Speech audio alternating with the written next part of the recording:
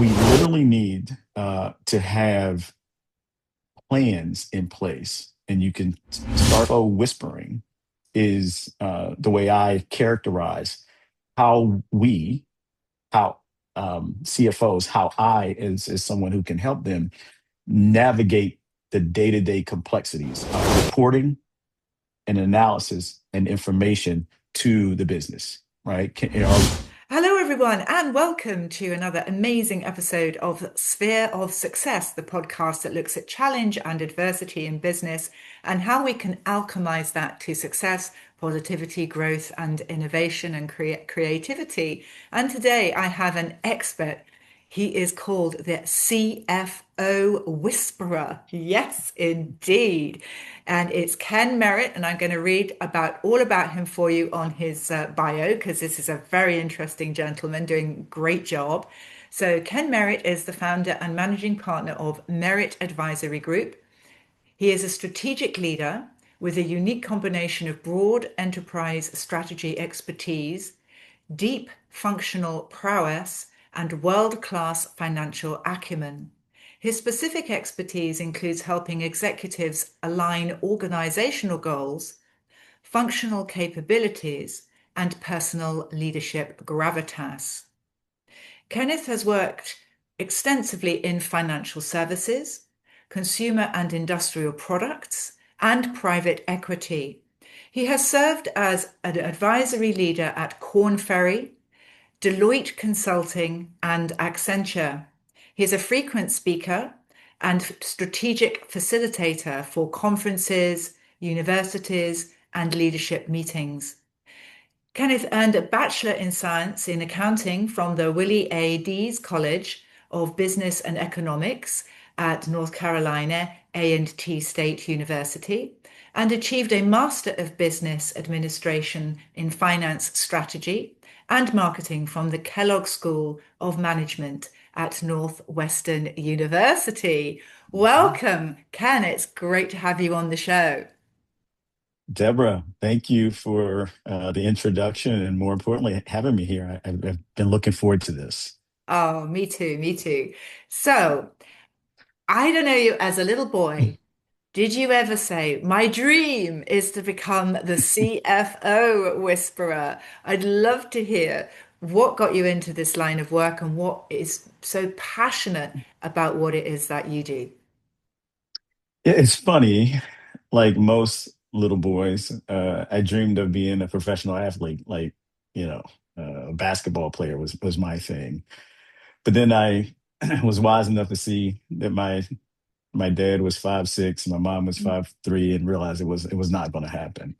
Um, b- but seriously though, I do think about and reflect on where I am from a CFO and strategy perspective, and it has been somewhat linear in growth. And um, I probably said a couple of years into my university and college days that I wanted to be a CFO, um, and started my career, internships therein before getting in companies and getting into consulting and working closely with CFOs. I was a CFO at age 26, and so I just developed that love and that passion for the topic.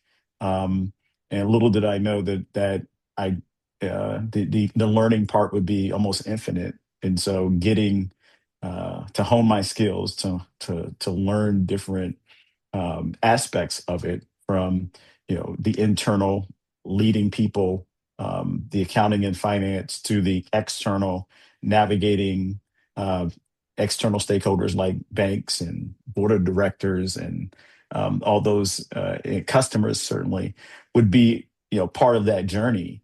And so somewhere along the line, maybe 20 years in, I realized that I had a superpower that led down the path of the CFO whispering. But it wasn't as a little boy.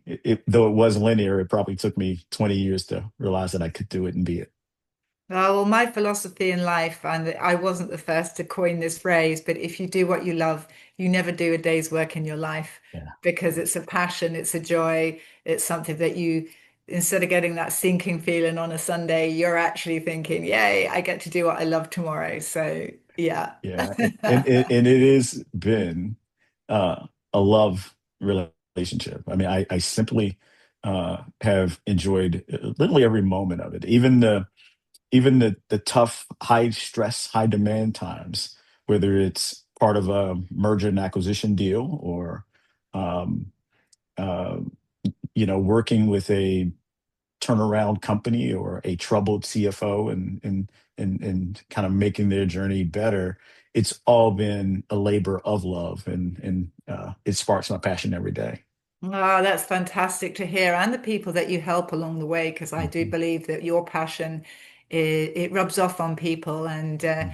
and in that regard as well, I think they get a lot of added value from your CFO whispering. And so, with that, I would love to know what does being a CFO whisperer entail? Well, it it's straightforward, but I think very uh, nuanced, um, in a sense. I think the first thing to think about is that, and remember that being a CFO is a very difficult role, right? In most organizations, it's either the number one or two in difficulty.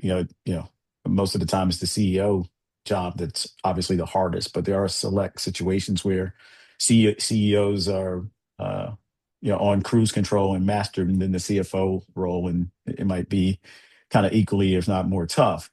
And so when I talk about CFO whispering, it's essentially um, the understanding that we all have to have as stakeholders that it is a difficult role, and it is a difficult scenario for all stakeholders included, not just the CFO. And in many ways, I talk about it in the context of bringing together three very important aspects of uh, of the scenario. First and foremost, it is understanding and being very clear on the enterprise strategy. That often sounds straightforward, but not every organization uh, has the discipline and gone through of defining what the enterprise strategy is, and as such, um, how that plays into leadership demands from day to day. The second part is the expectations based off that strategy, what stakeholders have of their CFO, right?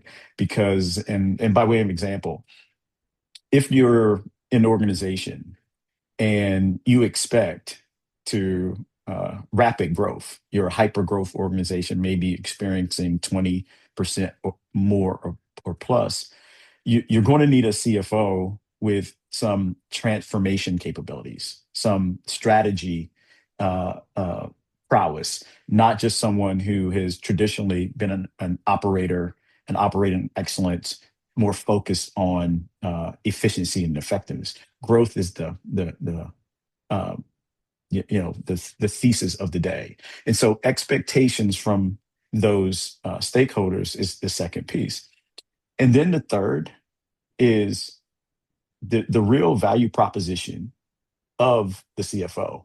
What what do they want to be? What are they good at?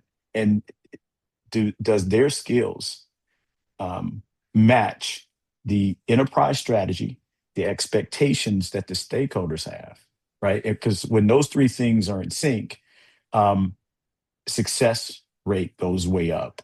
And so CFO whispering is the way I characterize how we, how CFOs, how I, as someone who can help them navigate the day-to-day complexities of that complex triangle that I just described. Yes, that's so interesting because that really does lead me now into my next question, which is you've got to get the right CFO for the job in the first place. And that sounds like, again, a tough call. How do you go about selecting the right CFO for the job? And then two-part question, how do you then go and nurture that talent in a tough environment to ensure that you're getting the best outcome? Yeah, I love the question because in my moments of criticism, I think this is where we have not solved and solutioned enough. And what I mean by that is, generally speaking, we as organizations, boards and uh, the executive leadership teams have picked our CFO based off their experience, capabilities, backgrounds, et cetera, right? And sometimes lost in that is the overarching strategic needs of the long-term company, right? Those two things sometimes can be out of sync. But the example I gave before, right? If a leader has a just tremendous track record of being in great companies where they've advanced operational efficiency, and they have led a big team, and they have been part of a profitable situation, it doesn't necessarily set them up for hypergrowth, right? Because hyper growth companies require, um, new products, new markets, mergers and acquisitions. And if this leader doesn't have that skills, then there can be a mismatch. And so I think the first step is making sure you're clear in what the strategy and fair expectations, forward looking, not as much backward looking and um, uh, historical performance based, right? So that probably is the advice I give when we're talking about placement and finding the right CFO. Um, Having said that, um, it's a journey. It is not a one-time selection placement, you're off and running situation. I actually think that has been where um, even the bigger uh, failure has happened, right? We love and what excites me today is the appreciation we have as leaders for um, developing the talent of our teams, right? I think we're better at it today when you consider the things we do. Learning and development is often at the fingertips of our employee base, right? When we have high performers, we put individual development plans in for them. We even um, find coaching for our highest performers. I find that often um, we don't necessarily do those traditional disciplines for CFOs, right? We look at their track record and their history of high performance and generally assume that they're ready for this huge job when two-thirds of them, this is their first time being a CFO, right? And so they have a lot to learn. And so my challenge for us is that we need to think about the CFO growth development being predicated on a journey rather than an event. Journey meaning giving them the ongoing support, coaching, and plans that they need, advisory with people who've been around them so they can grow rather than placing them, calling it an event and leaving them to kind of figure out over the long term. That's interesting because yes, that development side of things, it at that pivotal point, it's very difficult from that perspective. I would have thought the CFO is there for a reason, rather like the CEO, and the chief operations officer is that, you think they've reached the top of their career because they're in those positions, but they have a ways to go. And Mhm. it's identifying the areas of development that they require from within the company. And I guess that's where you come in, is because you can see things at a broader base, you can see things at a higher level that within the organization they may not have the skill sets to be able to see what the CFO actually needs to be developed in. Yeah, it's a bit of a blind spot for most, right? And it's one part, um, just having an awareness that the that development should be the priority, right? And again, a journey, not an event. And then the second part is, as you eloquently said, the know-how. What are the collection of competencies that we need to have in a high performing CFO, right? And it ranges from things that include obviously technical skills, which we look at in many cases. If you come up through the controllership function, we often know that they need financial planning and analysis, but how about treasury and other aspects? I mean, and so there's we kind of see those sometimes as opportunities that we know that those leaders need, and so that one I would almost grade us as a B on, right? But it's a couple of the others that I kind of always wonder how we are doing. I think about interpersonal skills, right?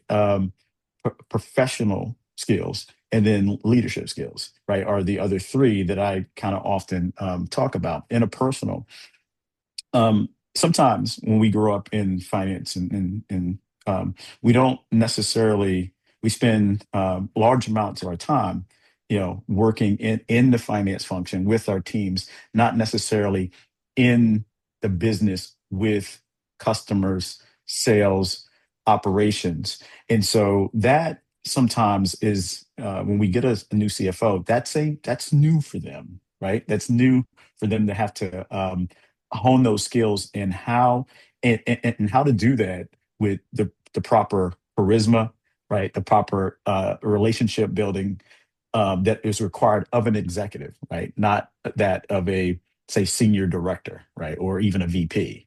Because so it is different. So that's the interpersonal. Professional. I talk about professional in the context of these are seasoned leaders, so they have professionalism. But one of the biggest challenges that I often see is, okay, we need a storyteller in this organization with impeccable communication skills, right? Because we've got to talk about um, how the business is performing in good times and in challenging times, right? We've got to understand that sometimes, especially if you're a complex company, by way of example, an ESOP, employee stock ownership company, employees don't often process the bigger picture financials, but they do love to understand how the company performance impacts the value that they have as stock owners, right? In addition to their 401k and their everyday compensation. So as a CFO in that situation, your professional skills is communicating at the level where all your stakeholders can get their head around, right? And then last one, the leadership skills, right? Leadership is one that we all hone. We all have to get better at day by day, but the opportunities that I often see is not CFOs leading their teams. It's CFO leading beyond their teams, right? Because you are an influential leader. You are a often a transformational presence that the rest of the org is looking forward to following. How do you lean into that in the right ways such that you remain a fiduciary, accountable leader, but also a charismatic presence that everyone follows and sees you as the ultimate business partner. And so there's so much there, and hopefully that all makes sense because it is quite the complex scenario. Because again, we're looking at an ever-changing worldview now with technology, AI. I've been doing quite a bit of interviewing in the whole space of technology, AI, edge computing, nanotechnology. And what kind of skills do you think need to be at the forefront of the next generation CFO thinking about how then they're going to operate in the AI-driven economy? Yeah, it is so important. Um, and I think it has two aspects. Um, and I'll take first building the type of finance support and business partner model that you need to be an effective and efficient partner for the business, right? It is so like how um, as a CFO are we implementing AI workflow and AI tool set to get that much better in the way we provide reporting and analysis and information to the business, right? Are we getting better and faster? Because to your point, which I really appreciate you said, the cycles for these things are just getting faster, right? The time that you have between what happens in the marketplace to what information you need to how you react is going from literally from weeks to days, eventually to hours, right? And so, how can you, as a finance operation, meet that moment for what is needed? Because your stakeholders need that from you in a much more expedient way. So that's from a finance perspective. I actually believe, though, Deborah, the bigger strategic challenge for CFOs is how do you become a um, leader, contributor to the company becoming AI ready? Right. So that is, are you asking the questions of your colleagues and real business, partners within the organization? Is what are we doing in our sales operation, in our you know production processes, in our services to our clients? Are we asking our customers what are we arming ourselves with to meet kind of the times that are becoming more AI imperative every day? And so I believe, and then in addition to asking the questions, how are you leading the allocation of capital and other investment in the organization to be a more AI competent uh, team, right? I don't believe that a CFO should wait for other leaders to ask that question. I think it as a business partner, we owe it to our stakeholders to make sure that we knowing where the world is going and knowing that AI is going to be an investment for the company, we should be asking the question and taking our position on how the company is planning to be more AI ready.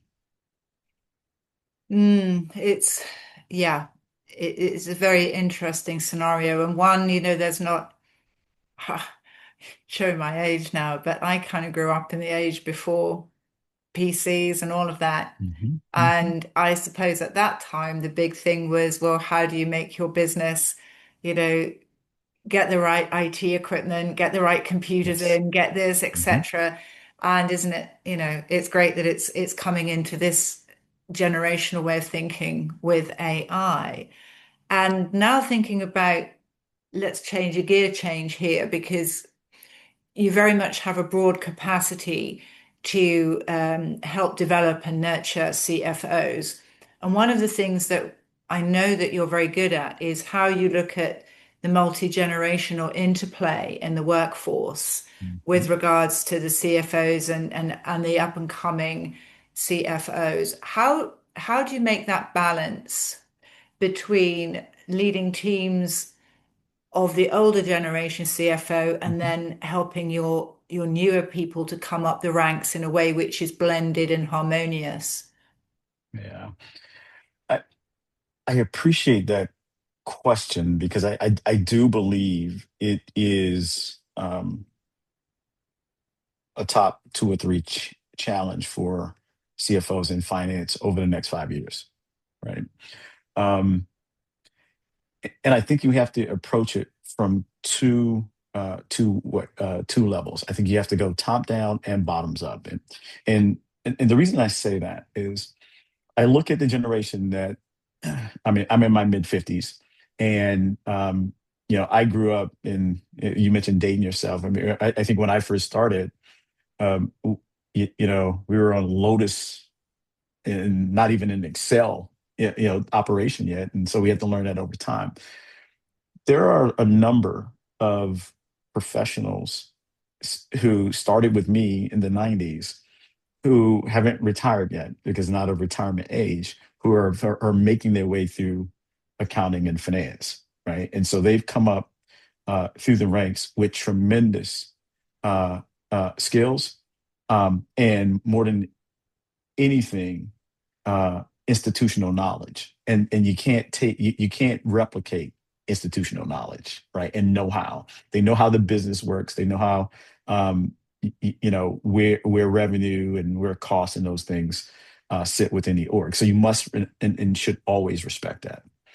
I think as such, you've got to attack it with, as a CFO, a vision and strategy and intentionality to make sure that you are modernizing the function, right? And I think that includes um, the multi generational aspect, which I'll talk a little bit more about in a moment. But then also technology tools, right, and data, right, and workflow, making sure that you're pushing on the org that we have got to get more efficient, more effective, because again, those cycles are getting shorter. I think the last part of that, the top down piece, is infusing new talent in the organization from your entry level to your kind of middle level, and folks 3 to 5 to 7 years within, because they are, you and I appreciate this. They grew up with not only computers but mobile devices, right? Yeah, I think about my son, who is my partner in my business, and just this morning, he was telling me about some of the AI tools that are being used in financial planning and analysis. I mean, for as progressive as I am in this space, I would have never found those things, but he learned about them on Instagram, right? And so having that type of presence within your organization in, inherently will make you more cognizant, more aware, and more friendly to being uh, better at navigating speed, technology, and those kind of things. And so whether you look at it as a generational thing or a speed of being a business partner thing, I think you kind of have to navigate this thing about what you do as a leader and setting vision, the institutional knowledge of that middle layer, which tend to be, you know, from Gen X to probably late millennials, all the way up to kind of your Gen Zs in a new age, because they have that type of technology awareness that we need.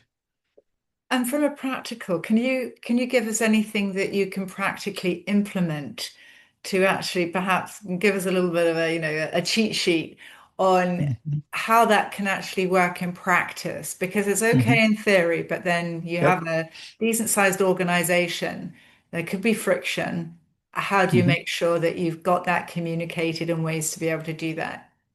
Yeah, I think first and foremost, right? If I kind of played through the three things I talked about, I think first and foremost, as CFOs, we have got to state that this is our strategy, and our vision will be a more modern organization to kind of meet the business needs. And I think for every CFO, it behooves them to kind of go take a walk through their business and use some of the real business examples for relaying that message. The example I use sometimes is within sales. Our sales teams are really well equipped in a world of Salesforce to know yesterday's sales performance. You know what I mean? In HR, because of tools, we have done a great job of making many things that we need as employees self-service, right? So those types of things became visions of leaders in those functions saying we've got to be better. So I think first and foremost, CFOs got to be disciplined and go write that vision and start communicating it throughout the organization, right? I think the second thing, and to get at that second layer, is we literally need to have plans in place. And you can start by um, selectively picking influential leaders from every function within finance and arming them with modern development tools and task, right? And that is making having them enroll in like AI classes, right? Having them kind of own and be part of a advancement of the organization for themselves and their teams, right? So getting them engaged in the process through training, through development, and having them become um, really champions for what you're trying to do. And then lastly, that middle layer, excuse me, that lower level, making sure that you are looking for new folks with different skills than you've hired in the past, right? That it's not so much about traditional accounting and finance skills, but it's about more progressive modern skills. And to be really tactical, Deborah, I did this recently with a client. Um, we created this team. We called it the FAST team, and it was the finance um, uh, acceleration steering team, right? And this team was made of 15 leaders from across the organization. We made sure it was quite diverse in age, group, function, uh, capability, and had that team kind of work with the CFO. They became the voice of his employee, his team employee base to define the future of finance, given that this was the outcome that he sought to make them a more modern organization. And that group came up with the day-to-day tactics as well as the milestones that they wanted to hit, and it's working quite well. Yeah, that's good. And I think in this era, strong leadership, but collaborative leadership is a real bonus for an organization. What would you say to CFOs who perhaps have been used to more of a top-down structure, and you've been mentioning bottom up a lot? How would you help them navigate this this different paradigm, perhaps to what they've been used to? Yeah, I always I always believe there's time for a more traditional command and control style, right? Or more of a top-down style. I don't think we're in a world where it's all one or the other, right? And um, one of the things that I do when I'm uh, advising the CFO is we agree that I'm gonna on their behalf go talk to everyone around them, right? From members of the board of directors, the CEO, the other C-suite leaders, but then also members of the team. And from that, um, we discern where they are on the continuum of engaging the team and having, you know, inclusion in decisioning in the way they operate versus command and control, right? And so that becomes part of the process. I think without it, we as leaders will have blind spots. And one of the things I just believe that we all should do is have someone go ask those tough questions sometimes, so we can course correct when we need. Mm, very good. And if there was something that you're burning to let us know about that we haven't discussed today, what would that be? Yeah, I would. Um, maybe echo or elaborate on something that I was mentioning before. Um, the world of CFO is a complex one, right? And I like to say that I'm probably the biggest critic and the biggest advocate at the same time. And if we think about the fact that as a CFO, that we're going to navigate macroeconomic situations that change all the time, right? And that we have to navigate industry implications of our job. Being a CFO in consumer product good is very different from being in construction. It's very different from being in a media company. And so that those complexities are part of it. And then the fact that we are people and we have values and feelings and aspirations and are navigating expectations. Hopefully, for anyone listening, to kind of process that as CFOs, our folks need us to be supporting them in a much more deliberate way than we have.